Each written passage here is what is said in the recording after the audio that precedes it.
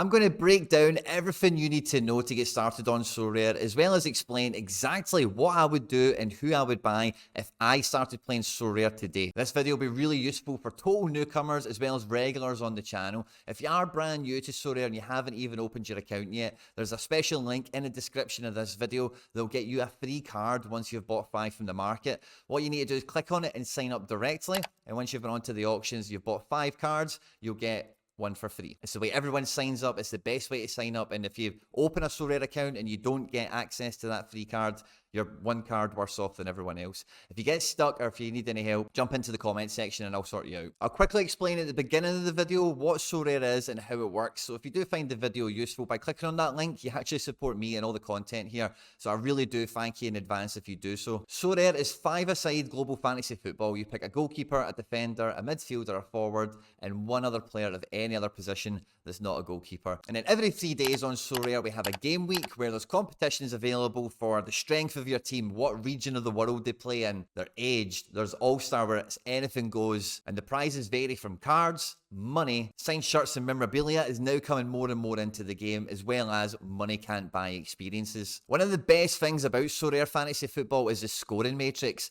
It is the most fair and most well-rounded scoring matrix I have ever came across, where it fairly illustrates good performances across every position of the pitch. So you're not finding that there's always cheat code players or there's only certain statistics that are captured and it doesn't reflect this other guy who's really knocked his pan in for the team in some way. So the top score any player can get is 100. Guys like Lionel Messi, Kylian Mbappe, Carlos Gil, Cecilia, these guys drop 100s regularly, but anyone can drop 100. Because of the way the score matrix is built, it's a very well, fair and balanced game. Now, those guys score 100 far more regularly than anyone else because they're the best players on the platform / in the world. And all the cards that are not commons, which are the white ones, are NFTs, which means they're tradable assets. It's digital asset, you own it, you can keep it, you can sell it, you can trade it, you can do anything you want with all the cards. Sorare runs a secondary market where managers can interact with one another and sell and trade and exchange cards. And Sorare themselves sell cards by auction in what we call the primary market, where it works on an eBay-style bidding process. If you need any more further details or explanation of the game, there's a playlist in the description of the video called New to Sorare Start Here, where I break everything down in much more detail for you. At any point in the video, if you laugh, you learn, you like something or whatever, please do like and subscribe to the channel, share and retweet and all that good stuff, guys. Stay out of trouble and let's just get stuck into it. The first thing we need to establish is budget and strategy. Now, every Sorare scouting manager from around the world has got a completely different set of objectives and wallet. Now, I'm going to be attacking this from the kind of wallet I had when I started playing Sorare, as well as the objectives and the sort of things I wanted to get out of playing the game. I'm a really engaged football fan. I don't need an excuse to watch more football. I am a huge football fan. Before doing this stuff, I went and got my UEFA license. I was an active part-time, borderline full-time coach. And you know, I'd probably spent about 4 or 5 years doing a lot of like traditional gambling, you know, and over an average weekend, I could spend on accumulators and in-play betting anything from between £10 to £20 all the way up to like £100, depending on how much disposable income I had available and, you know, just whatever my appetite, you know, was I watching lots of football? Was it a big tournament? Was it a semi-final? Was it a big game for, you know, whatever team it was I was supporting? And it's got to the point now where on the channel, I've got an official betting partner myself, which is just absolutely crazy. But, you know, like, how good is this? The guys at Quinny have enhanced their UK welcome offer where you can get a free bet up to £35 on the Quinny 3001 channel. It's for new customers that sign up only. You can check out the full terms and conditions on their website, quinbet.com, or by clicking on the link in the description of the video. It looks really impressive to me. It is 18+, and remember, folks, always gamble responsibly. Now, in preparation for the 23-24 season, Sorare revamped all of the game modes recently, and for me, if I was starting today, the #1 division I would be looking to attack is Cap 220 Rare. In this division, you're limited to playing kind of okay players. The cap limit is 220. Every player has a value based on their last 15 games on the Sorare scoring matrix, which is 0 to 100. So if someone's last 15 games have averaged 46 points, then their cap score is 46. The limit in this division is 220. So you need guys that are not Lionel Messi, not Kylian Mbappe, etc. And the other fantastic thing about the Cap 220 Rare division is that you're allowed to play one limited card. The limited cards are the cheapest scarcity, they are gold, and that allows us to purchase, by comparison, a very cheap goalkeeper option to play in a rare division. The rare divisions are really where it's at for most Sorare players, and it gives you a real strong beginning point on Sorare, because rares have been the main scarcity on the whole game,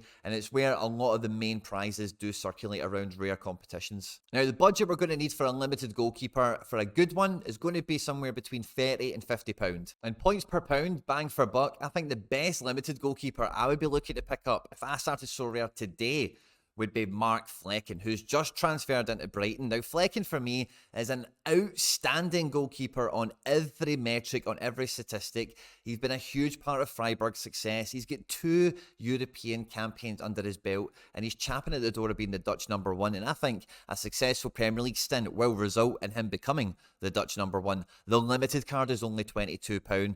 A rare card, if you're going to stretch for something a bit bigger budget, I think is equally good value if that was your domain. Now, the scores he's picked up at Freiburg have been amazing, and Freiburg have been a top 6, top 4 team in Germany for the most part over the last season or two on their form. But he's a goalkeeper. He is very much the master of his own AA. You know, if he is good at making saves, then he will make saves. Some of his really good scores as well, like a 1-0 defeat to Bayern Munich, he's pulled in a 61 because of how much he's kept them in the game with his saves, etc. Even here, a 2-0 defeat to the likes of Juventus, 53 points, and he does have some of those big 75 pluses in his repertoire. You know, I think he's a very good goalkeeper, and if you have a look at the scores of Premier League goalkeepers this year, the ones that scored the best and some of the ones that were the best Sorare ones were guys like Nick Pope, David Raya, even that Jason Steele and Robert Sanchez, the Brighton guys, scored pretty well themselves. So I think Flecken is wildly slept on, with Brighton also having European football this year. At £22 for a goalkeeper, yes please. Final thing I'll say on it is we don't want the goalkeeper to actually be too amazing anyway, because if they don't pick up the odd 37 or 15, then their L15 average, which is what they go into the cap for, will be probably a bit too punchy. And I think this is probably 45-52 is the range we can probably hope to keep Flecken within. Now, for defence, the best option is always going to be a centre-back, someone that can hover, again, very safely in a small, narrow range of scores, because, you know, centre-backs are normally quite reliable for winning duels, interceptions, and completing some passes. The games that will go against them are the ones that concede lots of goals, of course. In the good games, maybe they get into the box on the end of a corner or something like that. And points per pound, bang for buck from me for a rare defender, centre-back at the moment. You don't need to look too much further than Joachim Andersen or Joachim Andersen over at Crystal Palace. The rare card is under £50 at the moment, never mind the limited under a £5. His L5 is very good and quite expensive for this cap division. Our strikers won't be is prolific, let's say. The L15 is fine. It works for the Cap 220 division for me. He's obviously got a 100 in there recently, and, you know, he's not going to get very many of them, so that will hold his L5, in particular his L15, up. But, you know, great range of scores, very classy player, actually very good on the ball, and that's one thing that I would say for if I start as a Sorare today. I want to make sure these guys are quality football players. Flecken, Andersen, it's lock solid at the back. Now, for me, the key to this division is midfield. We want to be doubling up in midfielders, and we're looking for guys that have got consistently a modest L15 but have bang potential. And if we pick the right guys and we get lucky enough, maybe they can alternate when they hit and when they bust successfully enough that we can culminate in some good results. I think the first midfielder paints this profile perfectly. Been a long-standing admirer of this guy, and he's been a bit of a hero on Sorare with the Villa, up the Villa to glory, and that is Emi Buendia. Now, his L15 is 45, L5 are 34. The rare is under 50 quid, which I find incredible value for money, along with the price of the limited here. And this is the sort of midfielder we're after. A guy that's either going to do those 30s to 40s, or he can bring in a 60 or a 70. Now, the frequency here isn't that exciting, but I think Villa are going from strength to strength at the moment, and as long as he stays in the team and we can get maybe a little bit of a better ratio this year. There's a period here where he wasn't consistently in the team, so I would say when those periods when he is consistently in the team, the ratio isn't that bad actually, you know, from decisive to non-decisive, so that's good for keeping the cap down and coming in good enough times that, you know, it'll pay off. And I'm going to get a bit patriotic, I think, for the next one, because, again, Brighton have been very impressed with the business they're doing, but a little bit of business that they did a while ago that I think is going to come good Billy Gilmore. I think with Alexis McAllister going, he started getting bled into the team towards the back end of the season. His rare is just over 50 quid, but I think with the money we've saved elsewhere, I would go for it because I'm Scottish and I want to see him do well this year. The limited at 7 quid is good bang for buck as well, in my opinion, and these kind of scores, I know there's a Scotland game in here as well, but if he is going to start playing for Brighton, these can be very useful cap scores, no two ways about it. Obviously, we'd rather see a few more of the 70s, 71s and 68s, but I think with more game time that will come. It might push his cap up a bit higher, but I'm not expecting him to always be a 90-minute player. As we see down here, even the games he started, he's not been a regular 90-minute player, and Brighton will have more fixtures next year, so he won't be starting every week, maybe comes off the bench, which will help for cap mode. Now, the striker position is the one that we're not going to have budget to get anyone that's any good, so we need a super sub. We need a guy that's going to play, feature every week, and is capable of pulling it out. And I think the one that I like the most, and is probably the best bang for buck, and again, firmly illustrates the profile very clearly, is Eddie Nketiah. Now, they finished the season quite limp, it must be said, but 70 quid to be in this Arsenal team. Maybe he plays midweeks a bit more, maybe he's a super sub at the weekend. Hard to say, but maybe even he moves out, gets a loan or something, transfers somebody else. Wouldn't rule it out at this stage of the transfer window. But even under a tenner for the limited, I think is great. The averages on the cap are fantastic for now. And if he did stay at Arsenal and was going to continue to be the super sub, and if we got that kind of range of scores from him, and I know this was a period when he was starting, when he was, covering for people that were injured and stuff. But, when he's in form, if he is getting in and out of the team, playing in Europa League, then playing at the weekend, there could be nice patterns of 22s and 60s floating around at little spells in the season. And for our first rare striker, I don't think you're going too far wrong with quality. And like I said at the beginning, this is about getting quality players. And I think Eddie Nketiah is that. That team's cap at the moment would come in at 216, which is quite fortunate for me making the video that it would fit from the first game week you would get to play them, which is fantastic. And the historic data for these guys isn't quite there in terms of them all playing at the same time, because some of them just haven't been all playing at the same time for different reasons. Billy Gilmore in particular. Buendia's been injured. Nketiah was in and out the team as well.